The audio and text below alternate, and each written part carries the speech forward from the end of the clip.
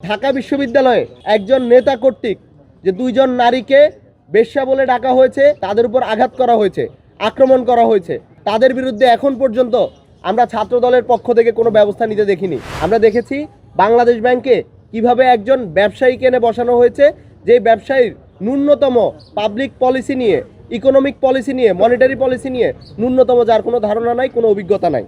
আমরা বারবার দেখতে পাচ্ছি যখনই দেশের এক কোনায় এই ধরনের মব কালচার হচ্ছে, তখন আমাদের নিউজ পেপারগুলোর টাইটেল হচ্ছে ট্রাফিক সিগন্যাল দেখে দাঁড়িয়ে গেলেন প্রধানমন্ত্রী, ট্রাফিক সিগন্যাল দেখে দাঁড়িয়ে গেলেন তারেক রহমান।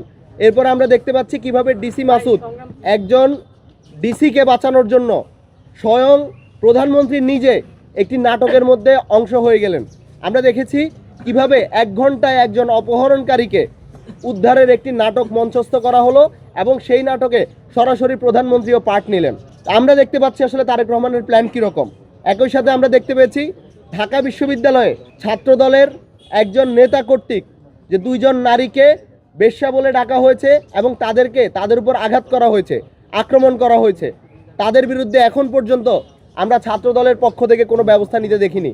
আমরা ঢাকা বিশ্ববিদ্যালয়ে গতকালকে আরেকটি জিনিস লক্ষ্য করেছি যে এনায়েতুল্লাহ আব্বাসী, যিনি হচ্ছে ঢাকা বিশ্ববিদ্যালয়ের একজন ছাত্রীকে, যেই লোকটি হেনস্থা করেছিল পাবলিকলি, যেটি নিয়ে অনেক বড় একটি ঘটনা ঘটেছিল, যে অর্ণব, যেই লোকটি হেনস্থা করেছিল, তাকে ঢাকা বিশ্ববিদ্যালয় থেকেও বহিষ্কার করা হয়েছে। সেই কর্মচারীকে, সেই অর্ণবকে ফুলের মালা দিয়ে যারা বরণ করেছিল, সেখানে একজন ছিলেন এই এনায়েতুল্লাহ আব্বাসী।